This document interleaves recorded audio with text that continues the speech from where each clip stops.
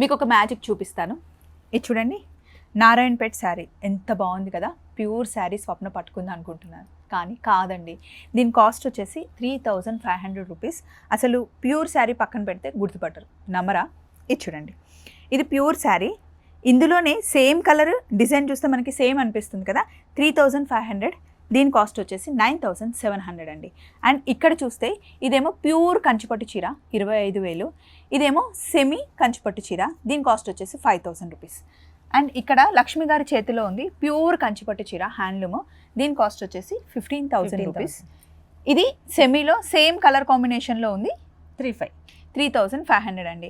అయితే ఇప్పుడు నేను మీకు చెప్పాలనుకుంటుంది ఏంటి అంటే, ఒక్కొక్కసారి మన దగ్గర బడ్జెట్ ఉంటుంది, ఉండదు, లేదా ఒకేసారి కట్టుకునేదానికి ఎందుకు అంత కాస్ట్ పెట్టాలి అని అనిపిస్తుంది. అండ్ ఇంకొకరు ఏంటి అంటే, మాకు ప్యూర్సే ఇష్టము, కంపల్సరీ 100% హ్యాండ్లూమ్ శారీసే కావాలి అని కొందరు ఉంటారు.